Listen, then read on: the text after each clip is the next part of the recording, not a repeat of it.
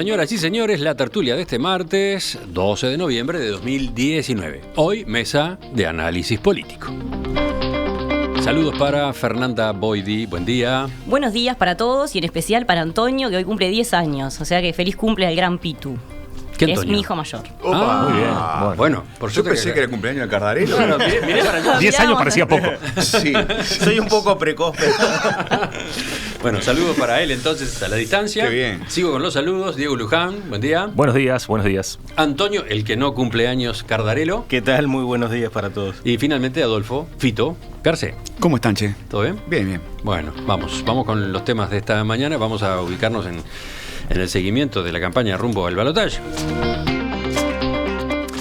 Por un lado, empecemos por acá, después iremos para el otro lado. Daniel Martínez llevó su campaña voto a voto al interior del país el fin de semana pasado.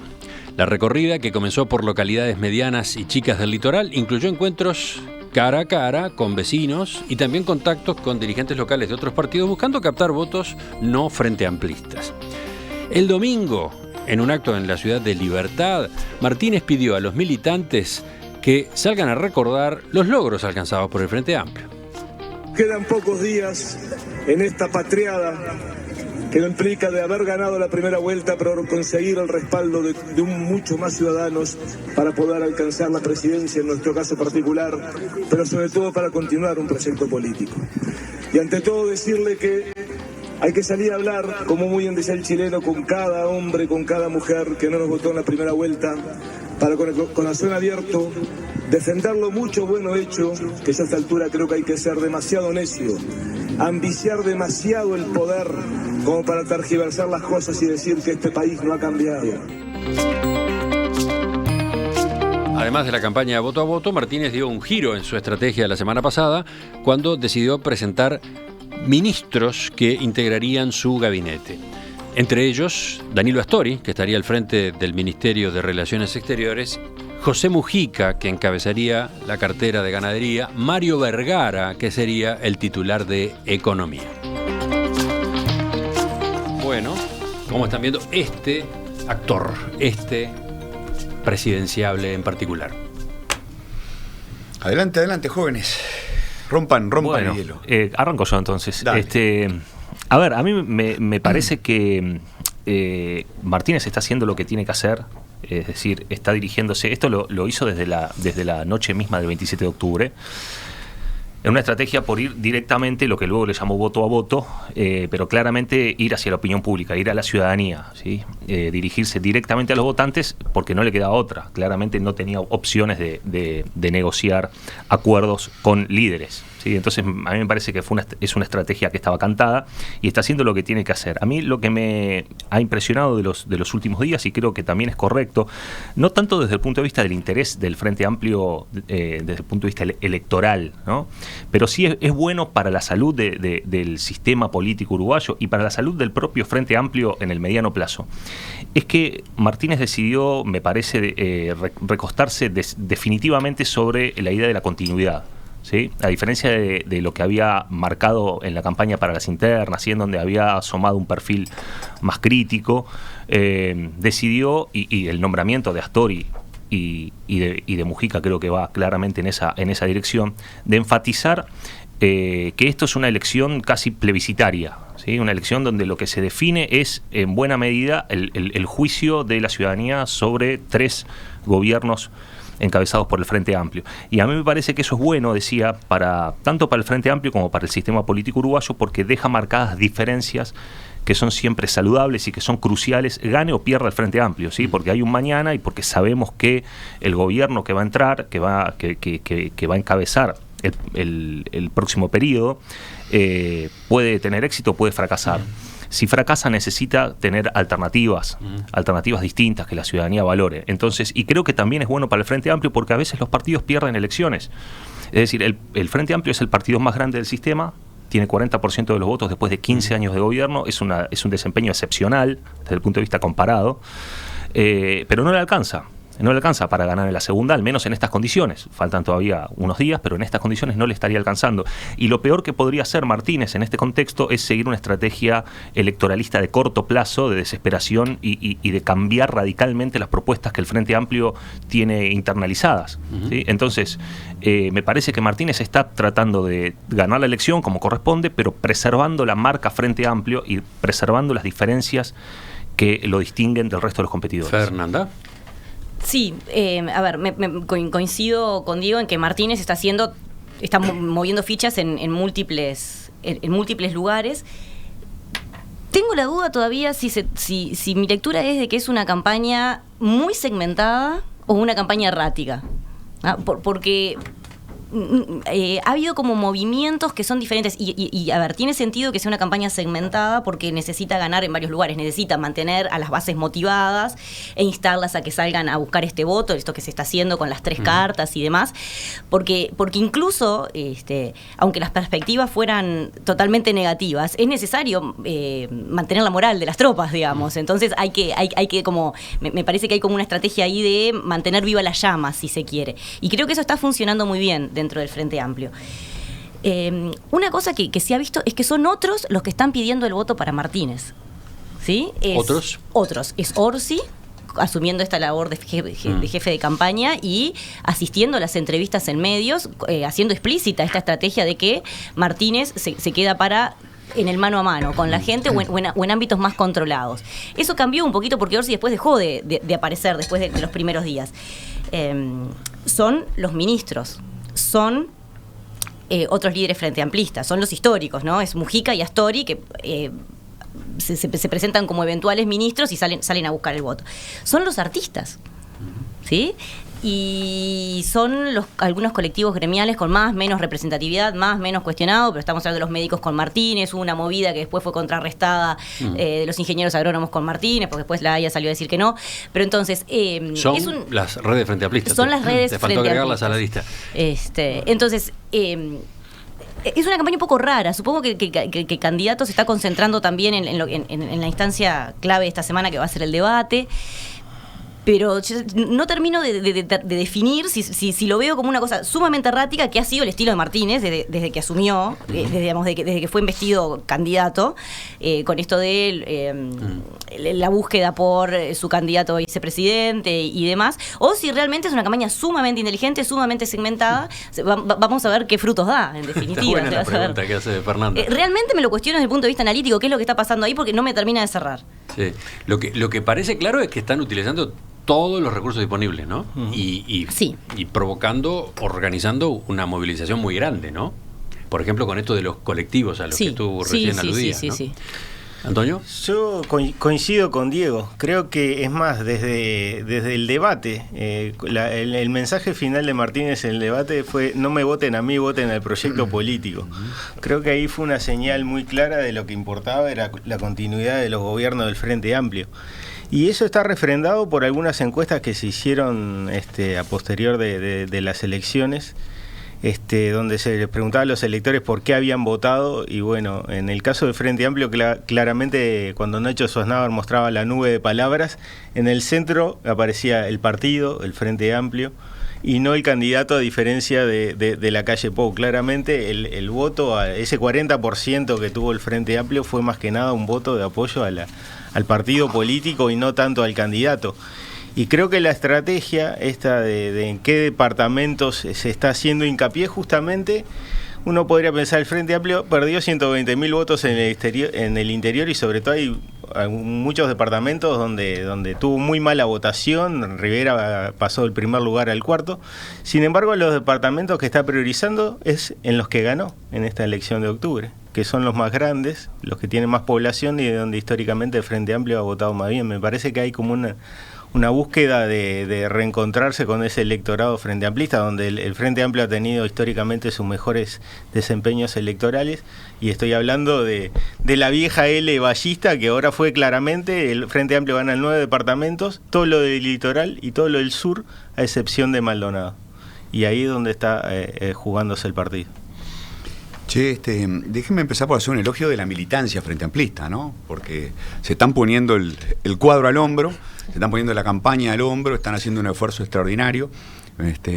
Quiero recordar el maravilloso libro de Fernando Rosenblatt sobre los partidos vibrantes y la importancia de la militancia y la importancia, como decía Diego, de que cada partido sostenga su identidad, ¿no? En las buenas y sobre todo en las malas, sostener la identidad. Y me imagino que para la militancia frente amplista es muy difícil porque yo creo que estamos frente a dos cambios discursivos fuertes, que no son fáciles de asimilar, ¿no? El primer cambio discursivo es este asunto de, bueno, después de 2, 3 años o capaz de más de criticar la continuidad y bueno, y reivindicar el cambio, de golpe cada vez más acento puesto, como decía Diego, cada vez más acento puesto en defender lo hecho en 15 años. Y después de haber apartado a los veteranos, ¿no? Sobre todo a Mujica y Astori, y sobre todo a Astori, después de haber sentenciado a Astori a morir de frío en una esquina destapado, a la intemperie, revivirlo. Entonces, es muy difícil de entender para la militancia, me parece a mí, ¿no? Es decir, ¿en qué estamos? ¿Vamos por la renovación o vamos por hacerlo de un modo distinto, hacerlo mejor? Un cambio discursivo importante. Otro cambio discursivo importante es lo que tiene que ver con la manera de referir a los demás, a la oposición. Ya no estamos, creo que esto también es notorio, ¿no? Hay un esfuerzo muy grande de los dirigentes frente amplistas, dado que tienen, como muy bien se decía acá, tienen que ir a buscar el voto directo de la gente, ya no pueden maltratar al Partido Nacional, al Partido Colorado, a Cabildo, a los independientes, los tratan con otro cariño. Y es otro cambio discursivo fuerte, porque después de meses de marcar claramente una frontera al borde de la grieta, ¿no? Ahora, yo digo, por suerte para el clima de la República, están aflojando y tratando con otro respeto a la gente que no piensa como ellos. ¿Sabes qué? Yo tengo la impresión de que en ese plano que estás mencionando también hay oscilaciones, ¿no? No hay una línea clara. Bueno, pero hay una línea que incluso está escrita, ¿no? Hay un documento de comunicacional en el que se baja línea de, evitar los epítetos, evitar algunas palabras claves. Incluso la carta, ¿no? La carta a los que ya están convencidos que no van a votar a Martínez es un guiño en ese sentido. Sí, ahí tenemos, tanto permea, es otra historia, ¿no? Ahí tenemos otra vez problemas, ¿no? Porque las cartas no son cartas oficiales del Frente Amplio. Bueno, pero ¿no? Las cartas son de las redes frente amplistas. Pero nadie dijo que no. No hay la estrategia de campaña. Bueno, ayer en la entrevista con Graciela Villallo le pregunté por uno de los planteos que se hacen en esas cartas, de que la coalición encabezada por Lacalle Pou garantiza la impunidad de las violaciones de los derechos humanos durante la dictadura. Y Graciela Villallo respondió: eso está dicho en esa carta. Yo no lo sostengo.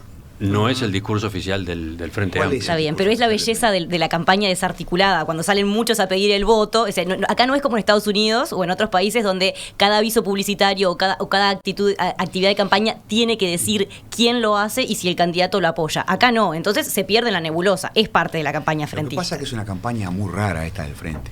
Yo no recuerdo otra campaña tan difícil de entender. A mí me resulta muy difícil de entender todo lo que ha hecho el Frente Amplio todo este tiempo. No, o sea, ponete a pensar campañas anteriores, ¿no? Las campañas de Vázquez. Siempre es la primera mitad del año trabajar poco y la segunda mitad del año hay un libreto muy claro que se sigue rigurosamente y que ordena todo el partido. La campaña Mujica-Astori, ¿no? Que llevó a la presidencia esa fórmula. Está bien, el primer semestre fue durísima la competencia, pero una vez que cerraron filas, fue perfecta. Fue de una solidez y de una precisión extraordinaria. Esta campaña es muchísimo más rara, ¿no? Bueno, es lo que decía Fernanda sobre el carácter errático de la campaña. Yo lo comparto también. También es cierto que han cambiado las condiciones, ¿sí? Es decir, el Frente Amplio empezó el año estando muy abajo en las encuestas, luego tuvo un sprint final de cara al 27 de octubre muy bueno, en donde casi todo el mundo preveía incluso los no frentistas preveían una votación mejor del Frente Amplio, y luego el 27 de octubre marcó un poco, no una vuelta al inicio, pero sí decir, al final no estábamos tan bien, no habíamos mejorado tanto. Por tanto, esos cambios de humor también se reflejan en volantazos de estrategias de corto plazo que efectivamente lucen como erráticos. Bueno, acá el lunes posterior a la elección, Ramón Méndez, en charla con nosotros, entre su lectura y su propuesta, una de las cosas que es, somos la única garantía del cambio. ¿no? Y acá algunos que estamos nos quedamos mirando, ¿qué está pasando? Bueno, eso se cambió rápidamente porque se volvió al discurso de la continuidad. Claro. Evidentemente, el Frente debió procesar sobre la marcha para un escenario que no se esperaba. Y eso es una gran diferencia, me parece, con la campaña de la calle Pou, que viene muy estructurada desde hace muchos años, en definitiva. Claro, pero con aparte, algunos cambios, sí, la emergencia de Cabildo, claramente. Pero trabajaron sobre un escenario que no esperaban. Exacto. Se les movió el piso. Yo creo que es difícil cuando uno tiene que enfrentar un contexto de incertidumbre o de algo inesperado, el reflejo automático es acudir al stock de confianza y de cosas en las que ya sabes que te han dado algún resultado. Yo creo que recostarse un poco en líderes como Mujica y Astori, poniéndolos en el primer plano del gabinete, recostarse en los logros de los 15 años de los gobiernos del Frente Amplio, es una forma de lograr certidumbre en un contexto que efectivamente es inesperado y que te enfrenta a una incertidumbre realmente complicada. Es así. Y lo que uno se pregunta es, bueno, ¿cuánto de todos estos cambios discursivos tienen que ver con Orsi y el MPP? Yo francamente no lo sé, pero bueno, hay dos eventos que están muy, no sé, están correlacionados, no sé si hay causalidad, Diego, ¿no? Pero de verdad, es decir, aparece Orsi, aparece el MPP pisando firme y hay cambios discursivos y hay cambios en la política de designaciones de ministros. ¿Tienen que ver una cosa con la otra? Y yo supongo que sí, no lo puedo asegurar. Sí. Está buena la pregunta, son todas preguntas interesantes. Es cierto, Orsi pertenece al MPP y pasó a jugar este papel de jefe político de la campaña. Por otro lado está la información que el propio Martínez y el propio Orsi enfatizan. Nos conocemos desde hace años, somos amigos. Martínez le ofreció a Orsi que fuera su jefe de campaña después de las internas, y Orsi prefirió no, porque quería seguir con la gestión en la Intendencia de Canelones. Che, a veces perdón que te interrumpa, pero a veces daba la sensación, viéndolos a Martínez y a Orsi juntos, que pensaban en una fórmula. Sí. ¿No? Hace un par de años atrás, ¿no? Porque reeditar Tabaré Vázquez ni no. Efectivamente, la sintonía entre ambos es muy fuerte. Y bueno, la versión oficial, la que manejan los dos, es que fue Martínez quien ahora le pidió que jugara ese papel, ese que él no había querido asumir después de las internas. Por otro lado, es cierto, Orsi es una figura importante del MP, una figura de renovación. ¿Es él o es el MPP el que resuelve lo de Mujica?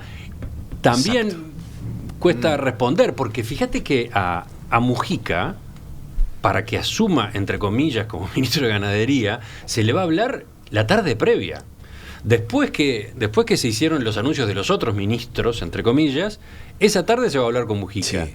Y Mujica llega a la conferencia de prensa del jueves de mañana como tironeado, ¿no? Como asumiendo una carga pesadísima. Es que ¿no? como que asumió como ministro interino. Ya antes de asumir se declaró que era por un rato, ¿no? Refunfuñando, porque con la edad que tiene, una tarea como esa le resultaría muy difícil de encarar. Y entonces, bueno, para él sería muy importante tener como subsecretario ¿no? Sí. ¿A quién menciona? Sí. A Frati, claro. Más joven, que puede recorrer, que puede moverse. Entonces, cuesta pensar que con esa presentación pública haya sido Mujica el que haya resuelto que él tenía que jugar ese papel, ¿no? No sé, son preguntas. Sí, otra cosa que me llama la atención es este último spot, ¿no? Este spot que anda circulando,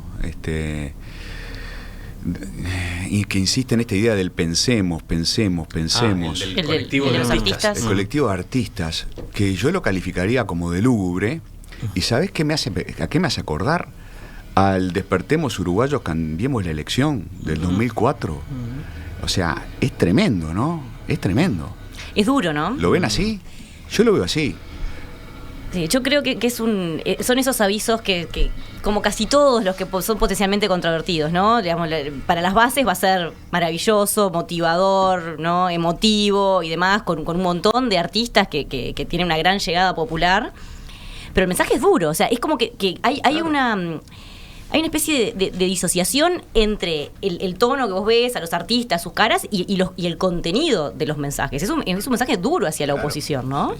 Sí, contrasta mucho con el mismo spot que habían hecho previo al balotaje de 2014, también toda una serie de artistas donde obviamente el resultado de octubre en ese momento garantizaba casi que el Frente Amplio ganara el último domingo de noviembre. El resumen podría ser que se está utilizando todos los recursos, ¿no? Sí, el tema... Todos los recursos disponibles. Me todos. pregunto qué pasa con ese elector indeciso, que es en definitiva el que apuntan, porque ya, digamos, hay dos grupos grandes de electores que ya están de un lado del otro y va a ser muy difícil que crucen las fronteras, y así lo han avalado las encuestas de estos días.